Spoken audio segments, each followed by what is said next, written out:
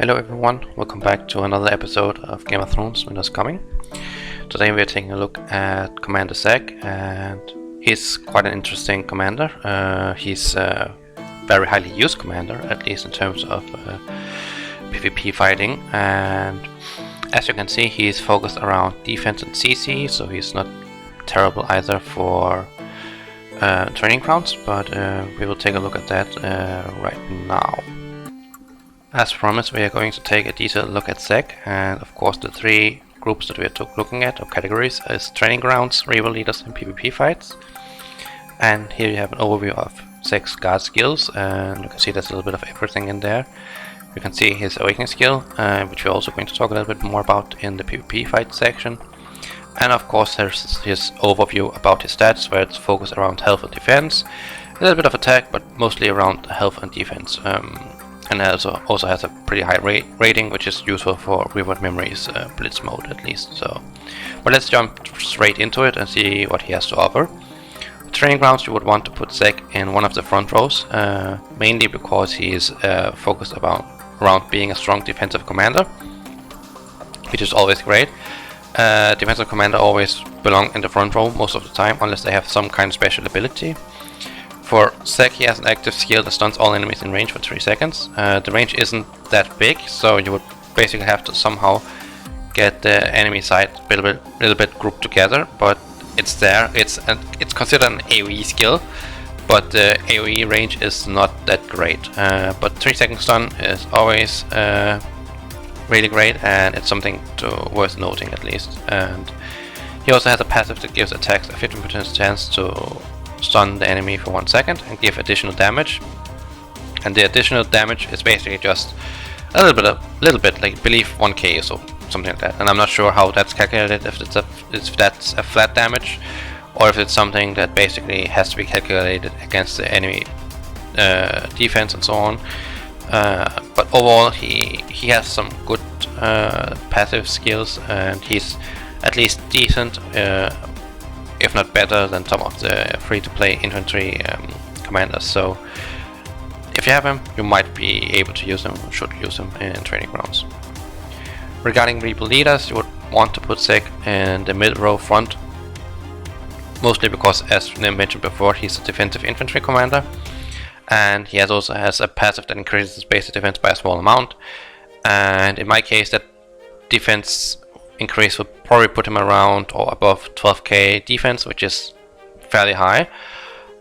Makes it also possible for him to tank hits from rival leaders, infantry level 5 and spear level 5. He's not super great against cavs, but he's decent against infantry, and he's really great against spears. So if you want to use him for those formations basically. He also has a 30% chance of restoring a small amount of health from incoming attacks, and it's basically just around 1k health or something like that, I believe, that he can restore. So it's nothing great, but of course if it procs several times, then it of course adds up and becomes more and more health that he gets back. So keep that in mind when you're using rival leaders. I personally think he's not suitable for rival leaders. He's okay for PvP, not PvP, training grounds, and he's really outstanding in terms of PvP fights.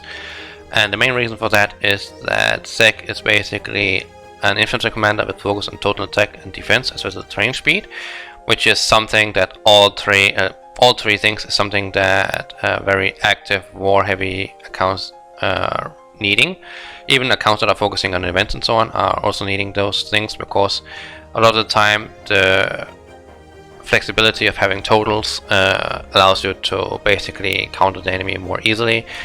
And training speed is always great, because T4 can take a really long time to train, and with the training speed increase it allows you to at least cut some of that time down. So keep that in mind when you're focusing on him. His awakening skill basically gives a 30% boost to totals for the first 10 seconds of the battle. Overall really great. Nothing super major, but it's decent at least. But I personally have him currently at 3-star awakened because of the total increase. and the training speed increase. And for me personally, I think that's decent. If you have the tokens for it, you can go for a 4-star, but if you don't, then just keep him at 3-star. And then of course awakening buffs for all 3 totals as well as training speed, which is really great as well.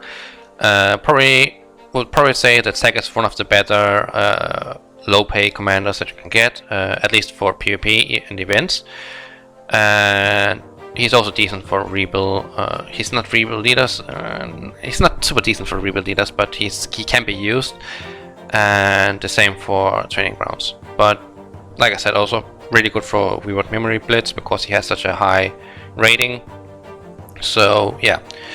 Before finishing the video, we're going to take a look at the tavern stats and then finishing off everything.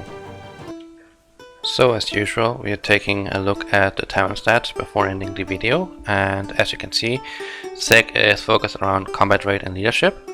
His base leadership is 4 and his base combat rate is 5, and when he's awakened he will obviously get a star extra on both of those. And that makes him basically one of the probably best tavern commanders in terms of PvP, because leadership is highly valued in terms of army and rally size, and combat rate is also valued in terms of giving additional stats and hopefully being able to push you over the edge compared to your opponent. So he's for sure one of the most important tavern commanders, and if you have him, I would probably highly recommend that you focus on getting him up. Since leadership is good and very difficult to get unless you have a lot of the pay to win commanders.